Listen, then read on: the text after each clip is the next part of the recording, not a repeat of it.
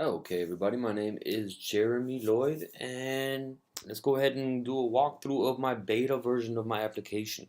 So before we jump into the application just started running right now. As you can see, it's asking for permission to use Google services.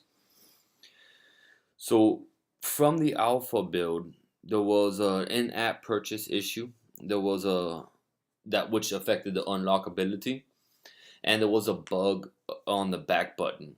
Now the back button has not been repaired as of yet, but everything else has been repaired on the device, on the version of the app, on the beta version. So let's go ahead and take a look at it. We're going to go ahead and accept this. And let's see if it allows me to accept it from here. Nope, I have to do it from the device itself.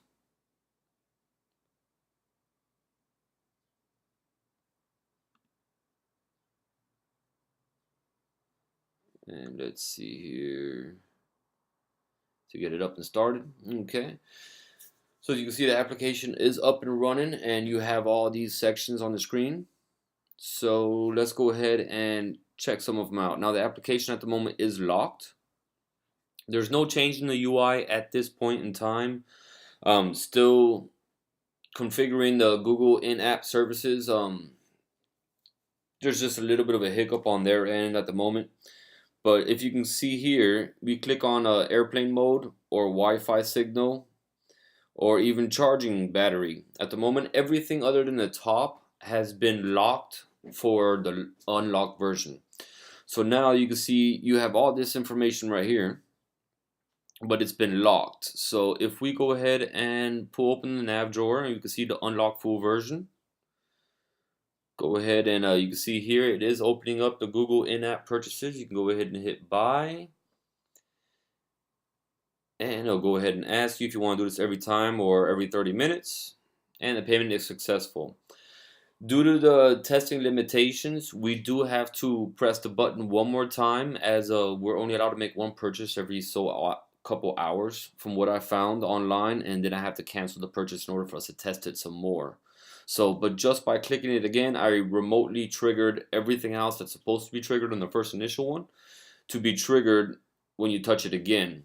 Here, it reboots the application for you, and it actually thanks you for purchasing the device or for purchasing the application. So now if we go into the application and click on charging battery, for example, it now shows us the cards that it didn't show us before. So let's go ahead and take a look at some of the data that was added into the application. Now this week was a very large week for data. All the data was handwritten by me and implemented into the application this week. So on the setup side, which is what we have in front of us, we have added image transfer, contact transfer, as well as navigating on Android, battery care, and battery status. And at the very top here, you can see the basics. The basics actually another section that has more information on it. This one right here has 6 more things to let you know what's going on. So this is basically the basic part of the application, or if you want to know how to work the phone. From here, we can automatically switch using the nav bar to the icon dictionary or the text to English. All the data has been implemented on here. You can see it is quite a lot of data right there. I'm not quite sure how many icons we have as of yet, but this number is only expected to grow. The text to English as well. You can see there is a lot of information here. So we can go ahead and take a look at what Surf the Web is. And it'll go ahead and inform you what Surf the Web is. So let's go ahead and ignore that little pop-up at the very bottom. It's just some minor testing software for the beta version. Let's go ahead and take a look at Fix My Phone. This section as well had a lot of data implemented into it. So let's go ahead and take a look at what we have in here. So the Wi-Fi was already there last week, as well as a couple other ones. So let's dive into something new. We put in carrier, email, battery, and downloaded applications, which is application issues. So let's go ahead and take a look at email. This one's actually pretty deep if you answer the questions properly. Open up your browser and do a search for cars. Did you receive the search results? Yes, I can see the results. And then as you continue, you read the screen, you answer the questions. No, I have never received emails. Yes, I have my credentials. No, I don't know my credentials. And if you don't know them, well, let's fix that.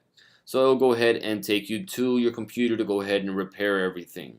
From there, you can click on email, and I'll even show you how to install your email account, whether it's a Google, personal, or Exchange. The application will help you and hold your hand from the beginning to the end, as explained before.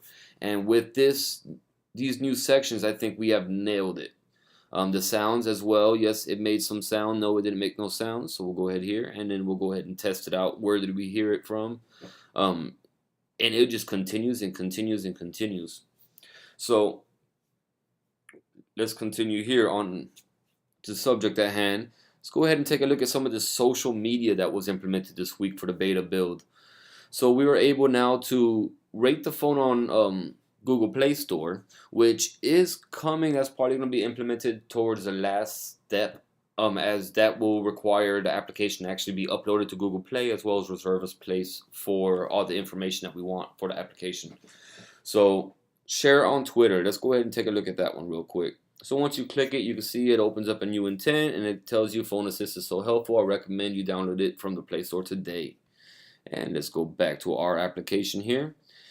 And let's go ahead and share it on Google Plus.